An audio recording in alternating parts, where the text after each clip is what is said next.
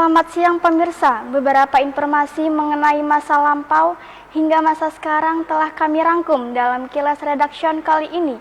Bersama saya Rasti Rahmadani yang akan menemani siang hari Anda hanya di Kilas Redaction.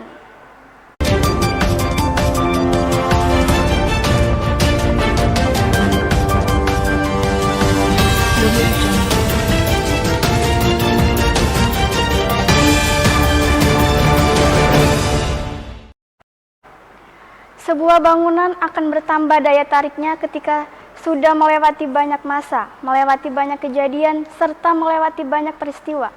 Banyak bangunan atau fasilitas infrastruktur yang sudah ada sejak zaman penjajahan dahulu. Infrastruktur yang sudah ada sejak dulu hingga sekarang membuat kita merasa kembali ke masa itu dan merasakan apa yang terjadi. Namun hanya sedikit yang diabadikan dan tidak sedikit pula yang dibiarkan begitu saja. Ada beberapa yang masih digunakan hingga sekarang sebagai fasilitas untuk warga di sekitar bangunan tersebut. Saya akan mengajak Anda untuk melihat salah satu infrastruktur peninggalan Belanda yang masih ada hingga saat ini dan masih digunakan oleh warga setempat. Berikut untuk Anda. Jembatan yang berdiri sejak zaman VOC Belanda ini dahulu difungsikan sebagai rel kereta api uap yang mengangkut hasil panen tanaman sawit yang akan diolah di pabrik.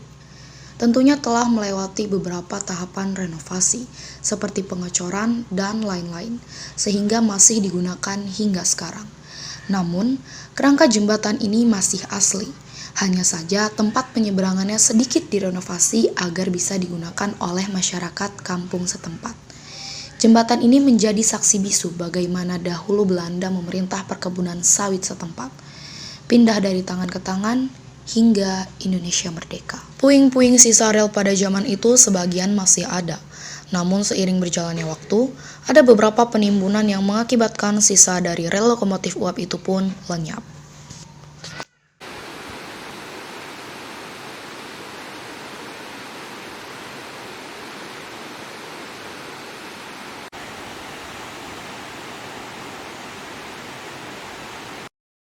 Kawasan Ekonomi Khusus Seimengkei atau disingkat KEK Seimengkei adalah salah satu kawasan industri ekonomi yang telah membuka lapangan pekerjaan yang terbesar untuk menekan angka pengangguran. Khususnya di Kabupaten Simalungun, beberapa pabrik yang didirikan sangat beragam.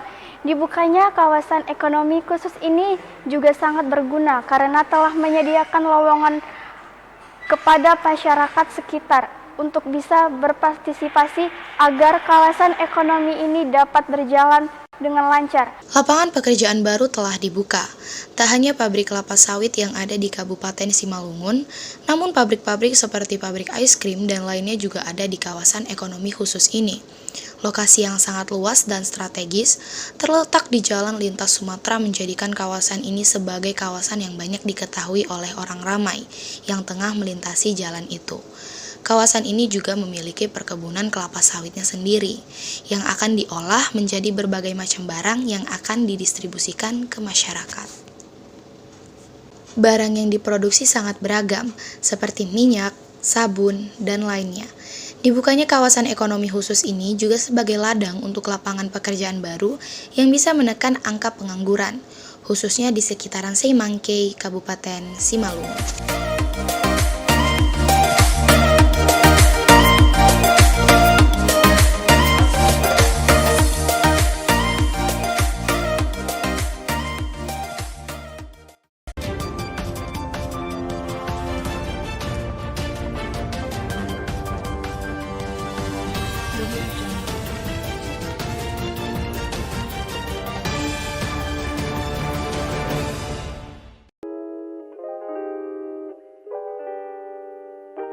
Wake up with a happy face, thinking how the day would feel like a race. Whatever is ahead of me, I'll be perfectly free. Whatever is in front of me, I'll be perfectly happy. And I'll stay focused on you with 44 megapixel eye out of focus, Vivo V20 and V20 SE. Perfect shot, perfect moment.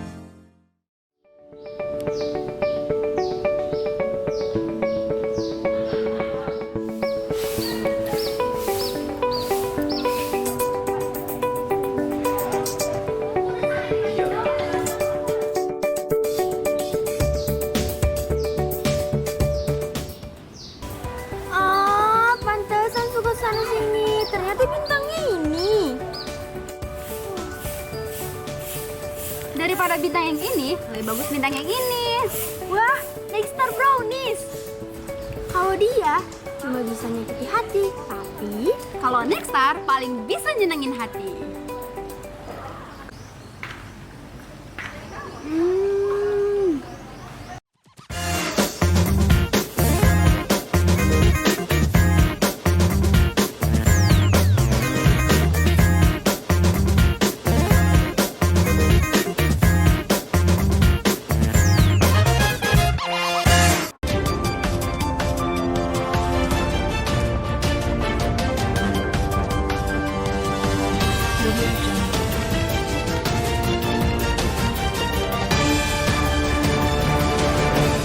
Kejadian kelam pada masa pemberontakan Partai Komunis di Indonesia adalah salah satu kejadian yang terburuk di sejarah Indonesia. Banyak korban yang berjatuhan atas kejadian pemberontakan tersebut. Tak hanya rakyat biasa, namun juga banyak anggota militer hingga jenderal-jenderal terbesar militer yang gugur akibat peristiwa tersebut. Kerusuhan terjadi di mana-mana hingga ke pelosok daerah. Para korban yang berjatuhan dibuang begitu saja di sebuah sungai yang ada di Dolok Sinumba, bernama Sungai Bahbolon. Mari kita lihat liputannya. Tak hanya berjuang untuk melawan penjajah, kita juga pernah berjuang melawan bangsa sendiri, melawan ideologi komunis yang ingin menguasai Indonesia. Partai Komunis Indonesia atau yang lebih dikenal dengan sebutan PKI yang berdiri pada tahun 1914 pernah melakukan pemberontakan yang banyak menewaskan orang yang tidak berdosa. Sungai ini adalah salah satu saksi bisu di mana pada masa itu banyak sekali mayat-mayat yang dilarung di sungai ini. Begitu miris, kita tidak tahu apakah mereka termasuk dari golongan itu atau bukan. Mayat-mayat tersebut tentu tidak dalam kondisi yang baik. Banyak dari mereka yang tidak diketahui identitasnya.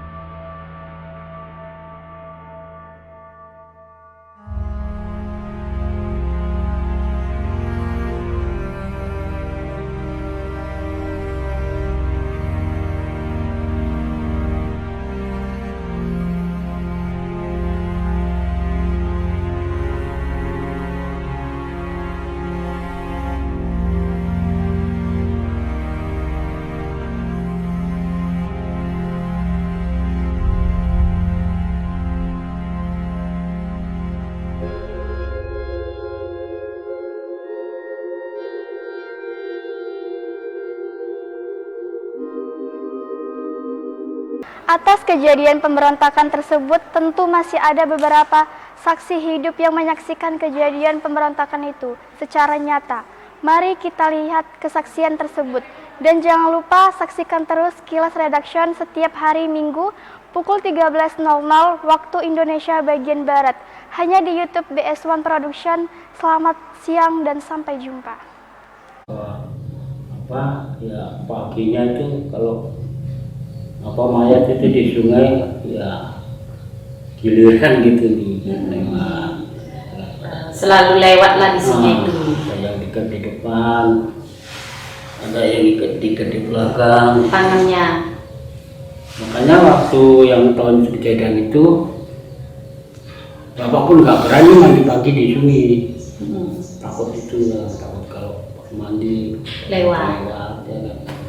Kebetulan pun waktu bapak kerja, ancaknya itu di pinggir ancaknya semua pinggir sungai. Ada yang perempuan sama anak-anaknya digandeng, ada. Itulah. Tapi memang rata-rata bekas apa ya, memang anggota PKI lah dulu ya. Kalau kira-kira orang itu orang PKI, bapaknya nggak tahu, bapak nggak tahu. Memang waktu kejadian itu G30S itu ngeri lah. Ngeri Pak? Ngeri. Tahun 65 deh? Iya ngeri. Tapi di daerah pondok memang organisasi orang itu nggak ada, Pak? Sebetulnya kalau di pondok itu namanya orang pondok ya, Iya. orang kebunnya. Nah. Apa perintah atasan kerjakan. Jangan. Itulah.